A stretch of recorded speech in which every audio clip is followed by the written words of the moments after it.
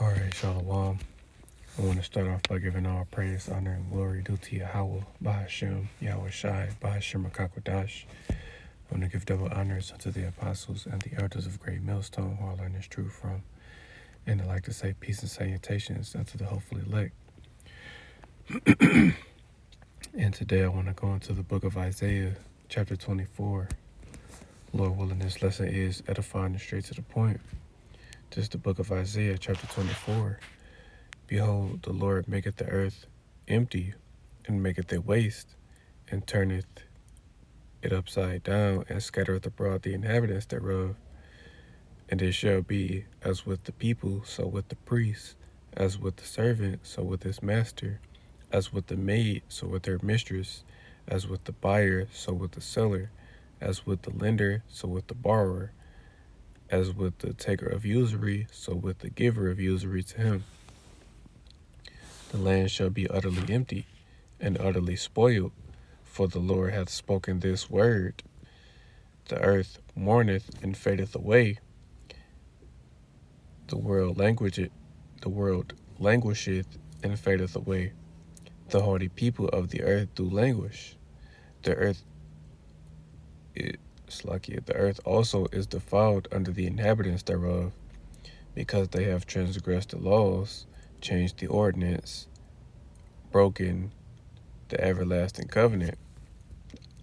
Therefore hath the curse devoured the earth, and they that dwell therein are desolate. Therefore the inhabitants of the earth are burned, and few men left.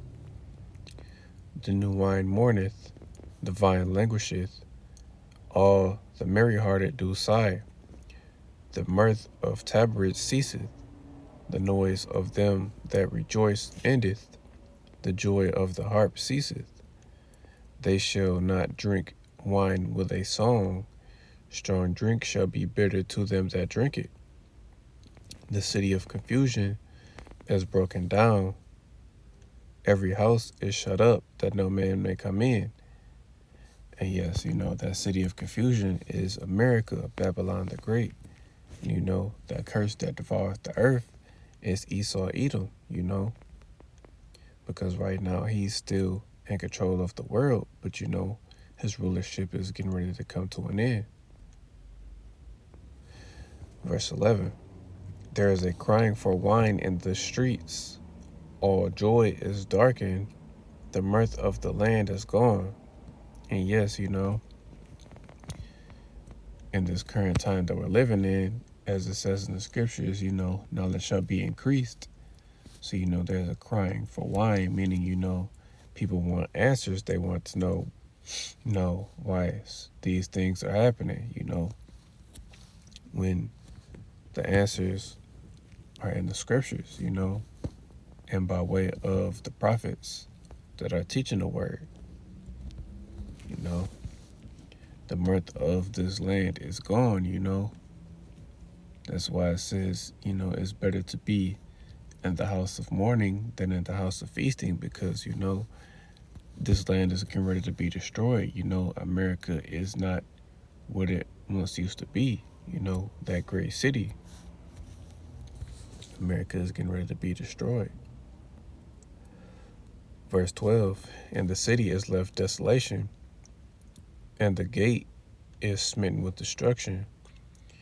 When thus it shall be in the midst of the land among the people, there shall be as the shaking of an olive tree, and as the gleaning grapes when the vintage is done. They shall lift up their voice, they shall sing for the majesty of the Lord, they shall cry aloud from the sea. Wherefore glorify ye the Lord in the fires, even the name of the Lord, power of Israel, in the isles of the sea. From the uttermost part of the earth have we heard songs, even glory to the righteousness. But I said, my leanness will unto me. The treacherous dealers have dealt treacherously with me. Yea, the treacherous dealers have dealt very treacherously. fear and the pit and the snare are upon thee, O inhabitant of the earth. And it shall come to pass that he who fleeth from the noise of the fear shall fall into the pit, and he that cometh out of the midst of the pit shall be taken in the snare. For the windows from on high are open, and the foundations of the earth do shake. The earth is utterly broken down, the earth is clean dissolved, the earth is moved exceedingly. The earth shall reel to and fro like a drunkard, and shall be removed like a cottage, and the transgression thereof shall be heavy upon it, and it shall fall and not rise again. And it shall come to pass in that day that the Lord shall punish the host of the high ones that are on high, and the kings of the earth upon the earth. And they shall be gathered together as prisoners are gathered in the pit, and shall be shut up in the prison, and after many days shall they be visited. Then the moon shall be confounded, and the sun ashamed, when the Lord of hosts shall reign in Mount Zion and in Jerusalem and before his ancients gloriously.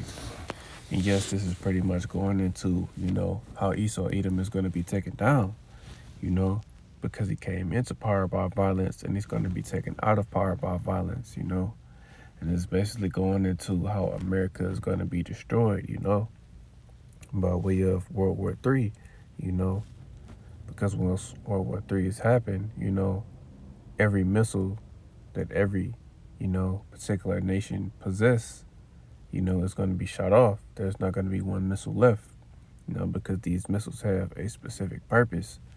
One, to inflict, the judgment of the Lord, and two, also to cleanse the earth as well, by way of that fire that they're going to bring, because just like water, like when the Lord judged the world the first time by way of the flood, he's going to judge the world again by way of fire, and the fire and water, Slakia, are both cleansing agents. And, that's what those missiles are going to do. They're going to punish the wicked, Esau, Edom, the 2/3 of Israel and the other nations. But they're simultaneously going to make America desolate. It's going to completely wipe this land out. And also cleanse the earth, The earth is going to, be at ease. It's going to be at rest, once this man is taken out. Because this man is destroying the earth, cutting down the trees, doing deforestation, spraying chemtrails in the air, putting these plastics, in the sea, these trash islands and so forth. This man is the curse that's upon the earth. He is the cancer, so to speak, that's on the earth that has to be removed,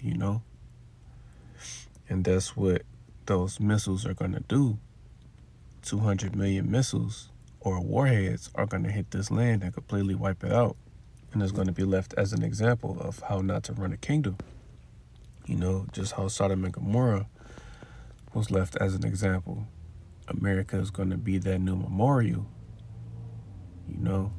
There's not going to be anything left.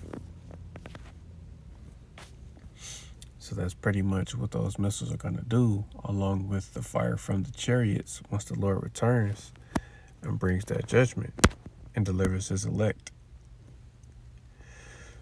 So Lord willing, this lesson was edifying. I want to give all praise, honor, and glory due to Yahweh, Bahashem, Yahweh Shai, Bahashem HaKakodash. I want to give double honors unto the apostles and the elders of Great Millstone who I learned this truth from. And I'd like to say peace and salutations unto the hopefully elect. Till the next time I say Shalom.